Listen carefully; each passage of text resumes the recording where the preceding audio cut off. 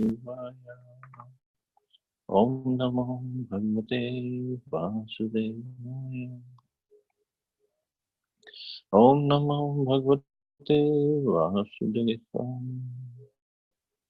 Nara Namaskritya Naram Chaiva Devim Saraswatim Vyasam Tato Jayamdiri Nashtaprayeshu Bhadreshu Nityam Bhagavata Sevaya Bhagavati Uttam Shloke Bhakti Bhavati Naistiki. So continuing with the discussion on Srimad Bhagavatam, Canto 2, Chapter 7, Scheduled Incarnations with Specific Functions.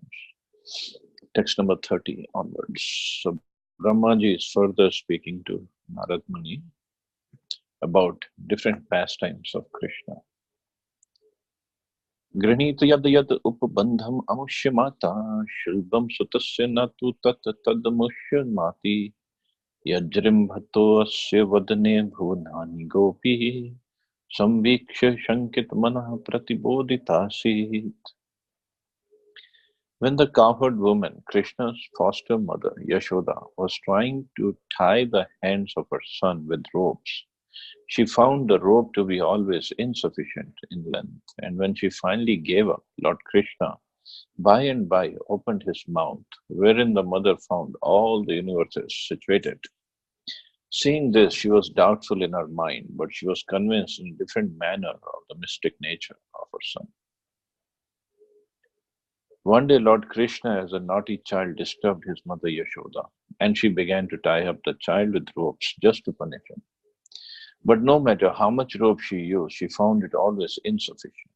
Thus, she became fatigued. But in the meantime, the Lord opened his mouth, and the affectionate mother saw within the mouth of her son all the universes situated together.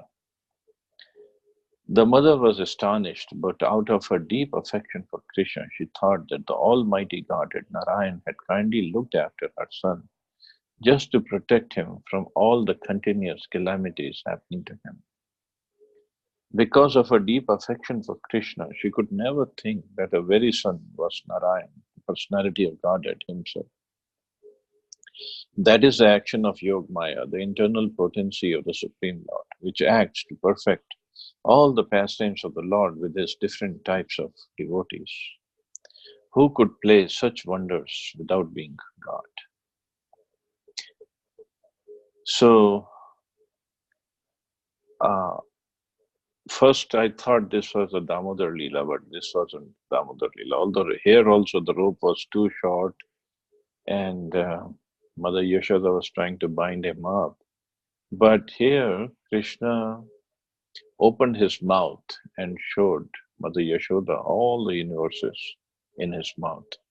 So actually this pastime was when Krishna had eaten dirt. So like yesterday I mentioned, when Krishna told everybody to close their eyes because he was going to drink the forest fire. So here Krishna has eaten the dirt, and Mother Yashoda told him to open his mouth to show. And Krishna was denying that that he has eaten. He was saying he didn't eat, and all the cowherd boys, they were just uh, playing with him. So when he opened his mouth after repeatedly told by Mother Yashoda, so this pastime in Bhagavatam it is mentioned twice. It happened. Once Krishna was very little in the lap of Mother Yashoda, and once uh, when they were playing at Brahmand Ghat, and uh, and the boys ran towards Mother Yashoda saying, "Oh, Krishna ate dirt! Krishna ate dirt!" So still, even till today at Brahmand Ghat, there's a shop or the temple. They sell these laddus made of clay because it's a tradition there that you do eat little clay. It's made of Brajraj, and that is what Krishna also ate. So many reasons Krishna ate that clay or the dust was first he wanted to give respect to Mother Earth, and uh, and and he wanted to I mean After eating, after playing, when Mother Yashoda asked him to open his mouth, he opened his mouth and he showed the whole Brahman, not just the Brahman, many universes in his mouth. And Mother Yashoda saw in, and then he showed her one universe, and in the one universe, he showed her Braj Mandal, and in Braj Mandal, Mother Yashoda saw in Krishna's mouth that there was another Mother Yashoda looking through Krishna's mouth. And then she was completely bewildered. And she was like, what is this happening to my son?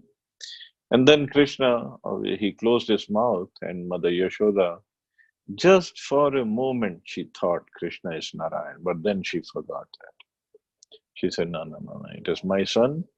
And just like here, Prabhupada writing, the mother was astonished, but out of her deep affection for Krishna, she thought that the Almighty Godhead Narayan had kindly looked after her son just to protect him from all the continuous calamities happening to him.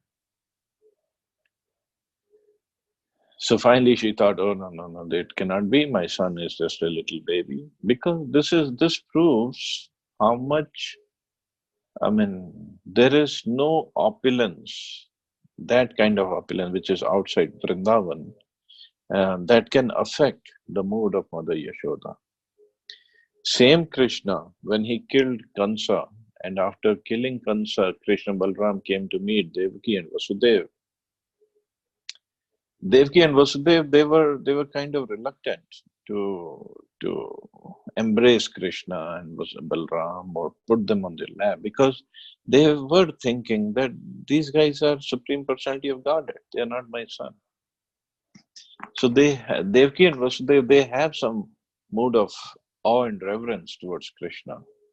But Yashoda and Nanda Baba, they don't have any mood of awe and reverence. Even if Krishna showed this universes in his mouth, she was bewildered just for a moment. But then she came back in her original position as mother. And she would treat Krishna just like a little baby, her own baby. That's it. No God. That shows how deep her love is, how high her love is for Krishna. It's all love. There is no awe and reverence. There is no mixture of any Aishwarya. It's complete love for Krishna as mother. Text 31. Where you also see Brahmaji is speaking to Narad Muni. He spoke all other incarnations. Lord Ram, he spoke 3 verses. And now about when it comes to Krishna, he is speaking verse after verse after verse. Because he is also getting ecstasy by speaking about Krishna. So if Brahmaji understands Krishna is the Supreme Personality of Godhead, Brahmaji is the first person in the creation, then where is the doubt about this? How come we all can have any doubt? The first person knows, and he is telling us. Nandam cha mokshati bhayad varunasya pashan dopan bileshu pihtan mayasunu nacha aharni ahanya pritam nishi shyanam atishramena lokam vikuntham upaneshyati gokulam smaha. Lord Krishna saved his foster father, Nanda Maharaj, from the fear of the demigod Varuna and released the cowherd boys from the caves of the mountain, for they were placed there by the son of Maya.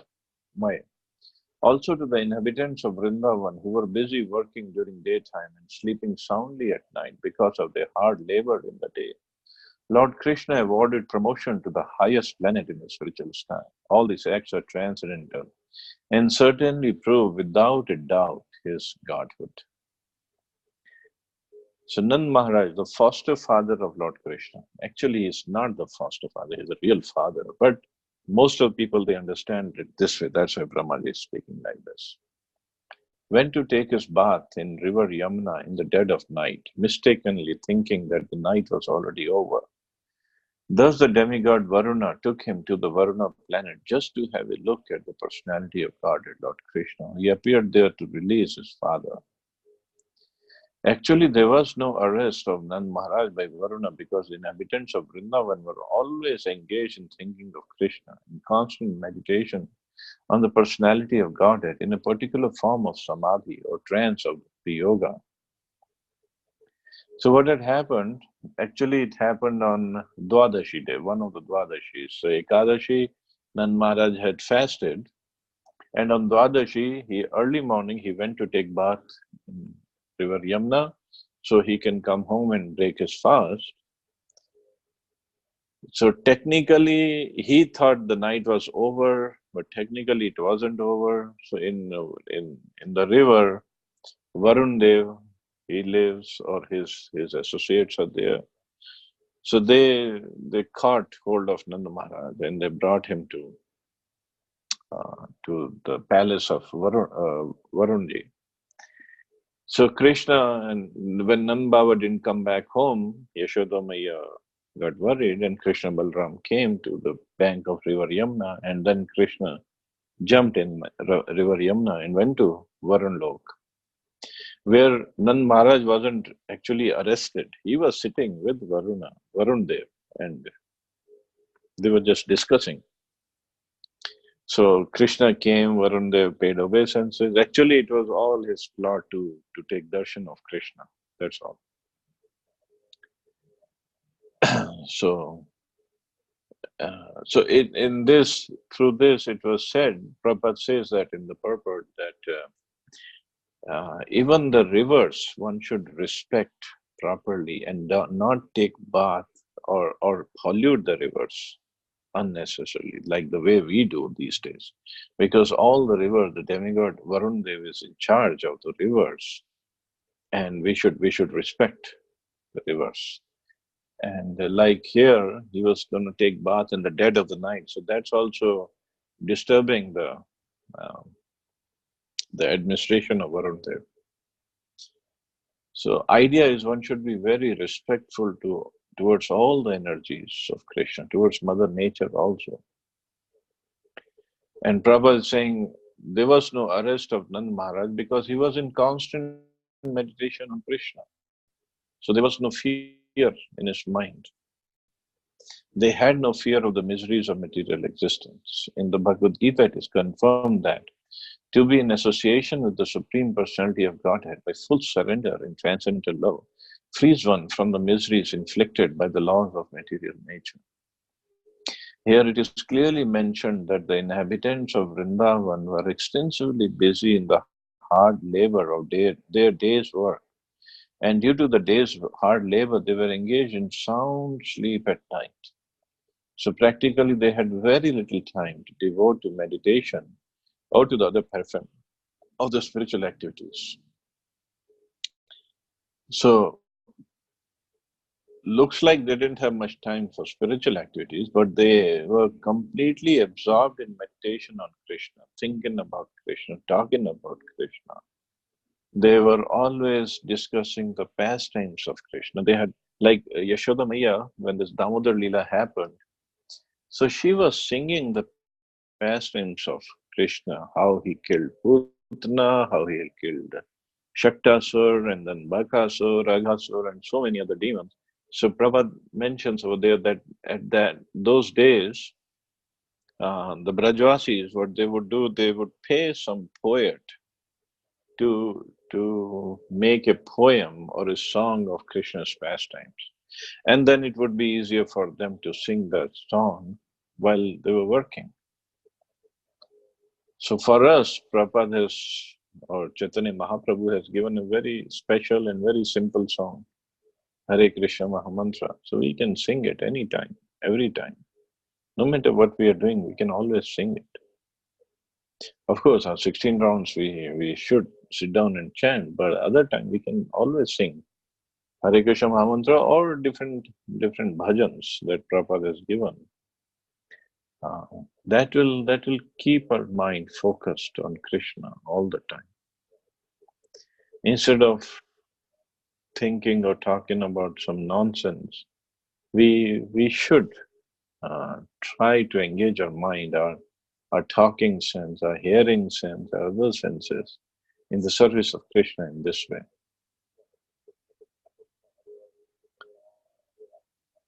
But factually, they were engaged in the highest spiritual activities only. Everything done by them was spiritualized because everything was dovetailed in the relationship with Lord Krishna. The central point of activities was Krishna, and as such, the so called activities in the material world were saturated with spiritual potency. That is the advantage of the way of Bhakti Yoga. One should discharge one's duty on Lord Krishna's behalf, and all one's actions will be saturated with Krishna thought, the highest pattern of trance in spiritual realization. So this is how we are supposed to spend our day with. So every day, whole day, we can only think about Krishna, talk about Krishna. And that's how slowly, slowly, slowly, if we keep on doing that, we'll develop a taste. When the taste develops, then everything else will become distasteful. We'll have no interest at all in anything else, and then that is the perfection of life. That's all we have to do. Text 32. गोपैर मखे प्रति हते व्रज विप्लवाया देवे अभिवर्षति पशून् कृत्या रिरक्षुः धर्तोच्छ दीन्द्रम्यव सप्त दिनानि सप्त वर्षो महीध्रमन् घ्यकरे सलिलम्. When the cowherd men of Vrindavan, under instructions of Krishna, stopped offering sacrifice to the heavenly king Indra, the whole tract of land known as Vraja was threatened with being washed away by constant heavy rains for 7 days. Lord Krishna, out of his causeless mercy upon the inhabitants of Vraja, held up the hill known as Govardhan with one hand only, although he was only 7 years old. He did this to protect the animals from the onslaught of water. So we all know this Govardhan Leela, like Govardhan Leela, Damodar Leela, Kaliya Daman Leela. There are few pastimes. They're really, really special, and devotees do enjoy those pastimes. Acharyas again, amazing commentaries, amazing realizations on these pastimes. Children play with an umbrella generally known as frog's umbrella. That is mushroom. Mushroom is called frog's umbrella. And Lord Krishna, when he was only 7 years old, could snatch the great hill known as the Govardhan Parvat at Vrindavan and hold it for 7 days continuously with one hand, just to protect the animals and the inhabitants of Vrindavan from the wrath of Indra, the heavenly king, who had been denied sacrificial offerings by the inhabitants of Vrindavan. Factually, there is no need of offering sacrifices to the demigod for their services if one is engaged in the service of the Supreme Lord. Sacrifices recommended in the Vedic literature for satisfaction of the demigods are a sort of inducement to the sacrificers to realize the existence of higher authorities. The demigods are engaged by the Lord as controlling deities of material affairs, and according to the Bhagavad Gita, when a demigod is worshipped, the process is accepted as an indirect method for worshipping the Supreme Lord. But when the Supreme Lord is worshipped directly, there is no need of worshipping the demigods or offering them sacrifices as recommended in particular circumstances. So Prabhupada here is writing that because Krishna wanted to stop this demigod worship, so he induced his father Nand Maharaj not to worship Indra. Why worship Indra? Worship Govardhan instead, because from Govardhan we get everything that we desire for our cows. We get the rains, we get the grains, everything Govardhan is supplying. Why worship Indra? But Indra, not knowing Lord Krishna in Brajbhumi, was angry at the inhabitants of Brajbhumi and tried to avenge the offense.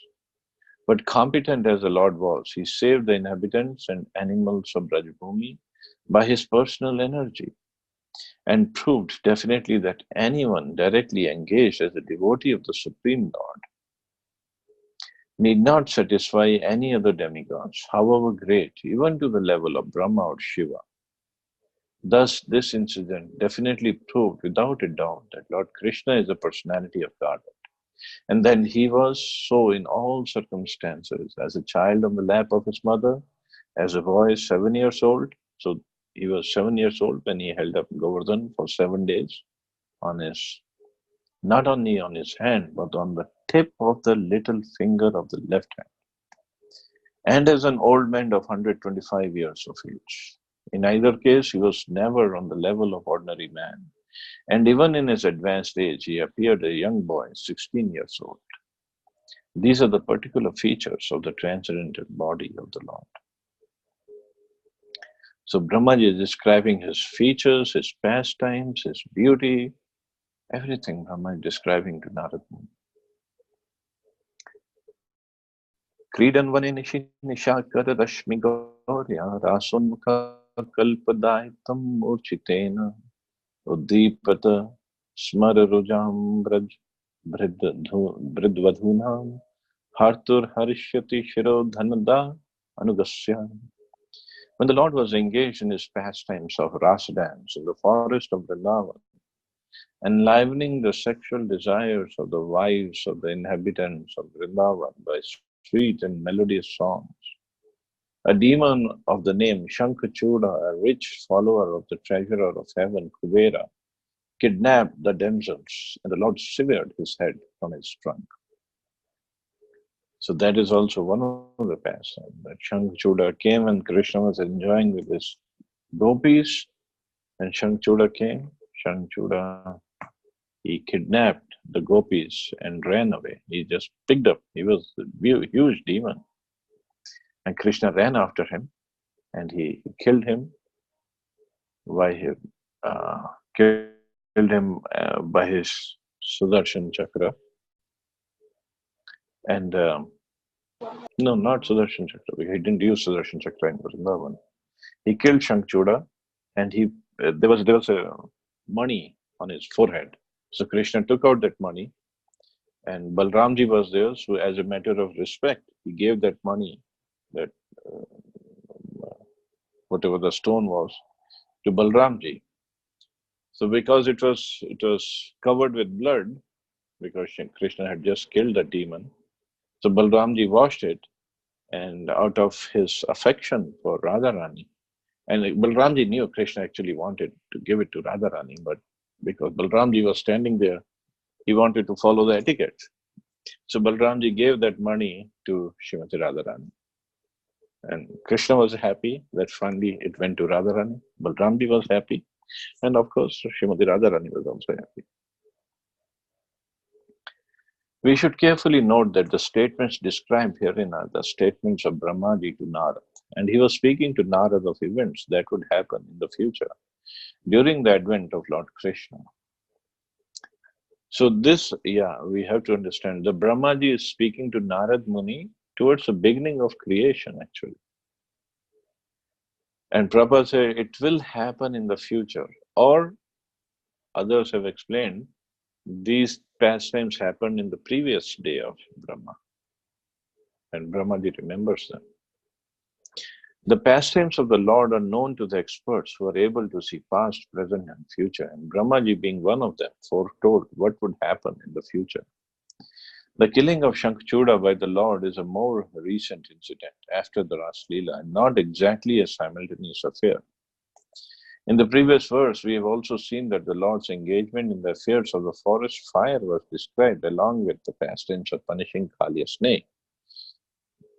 And similarly, the pastimes of Rasa dance and the killing of Shankchuda are also described. The adjustment is that all these incidents would take place in the future, after the time when it was being foretold by Brahmaji to Narad. The demon Shankchuda was killed by the Lord during his pastimes at Horika in the month of Phalgun. And the same ceremony is still observed in India by burning the effigy of Shankchuda one day prior to the Lord's pastime at Horika, generally known as Holi. So we burn Holika to commemorate that sister of Hiranyakashipu, who was killed when she sat down with Prahlad Maharaj. But here is another pastime that Shankchoda also got killed that day. So, so when we make that effigy, it could also represent that Shankchoda is getting burned. Generally, the future appearance and the activities of the Lord or his incarnations are foretold in the scriptures. And thus, the pseudo incarnations are unable to cheat persons who are in knowledge of the events as they are described in the authoritative scriptures. But the problem is, people, first of all, they don't have faith in the scriptures, they don't have access to the scriptures, they don't have knowledge of the language, which is Sanskrit, of the scriptures, and um, and out of ignorance, they don't want to learn the knowledge, and they would just go to any Babaji, any Guruji, whoever says something about Sanskrit, they would just believe them. So the idea is everything is in the scriptures. Well, one has to approach a bona fide guru who can explain what's written in the scriptures without adding his own commentary or adding his own meanings to the scriptures. Then he would get the right knowledge. And so this is what by Krishna's mercy, Chaitanya Mahaprabhu's mercy, that Prabhupada has given us all these wonderful books that we can read, we can understand, we can assimilate, we can implement this knowledge in our lives and get purified. So anyway, I'll stop here. See anybody has any questions or comments.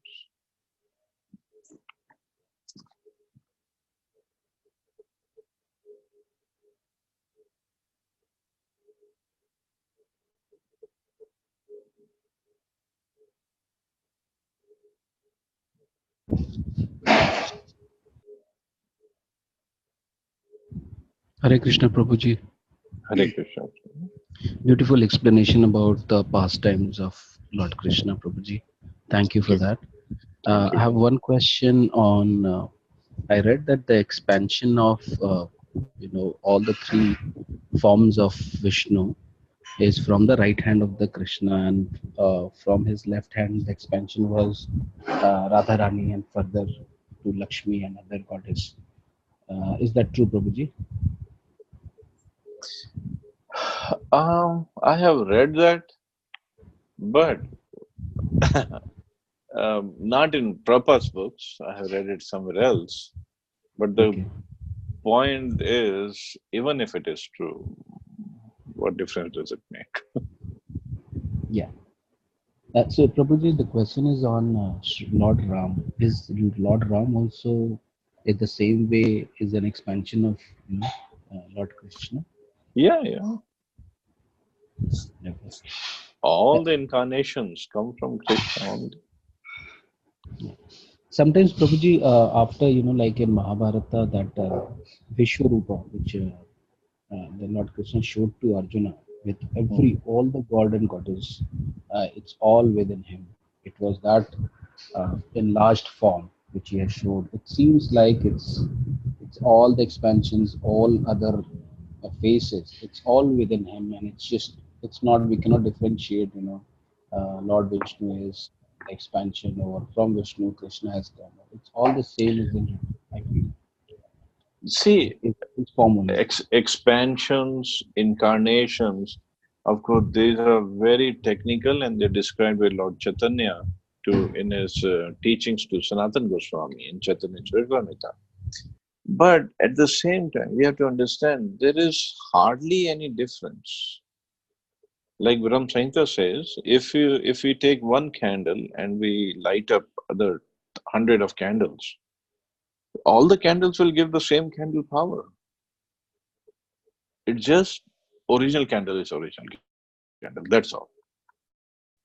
So Krishna, being the original, Anadir Adir Govinda, Sarva Karan Karanam, and he just only difference is he displays 4 qualities more than any other Vishnu Tattva. But there is hardly, I mean, they all are Vishnu category, they all are Vishnu Tattvas.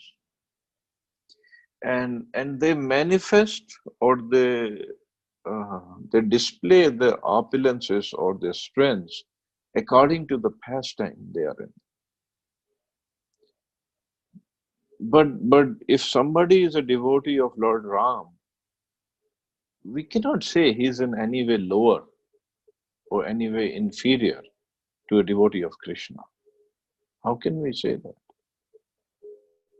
It's just Ram displays different opulences, different strengths, different um, qualities in his pastimes. And Krishna displays different. Lord Nrsimhadev displays differently. That's all. Now Prahlad Maharaj, he is a devotee of Lord Nrsimhadev, and he is in Shantras.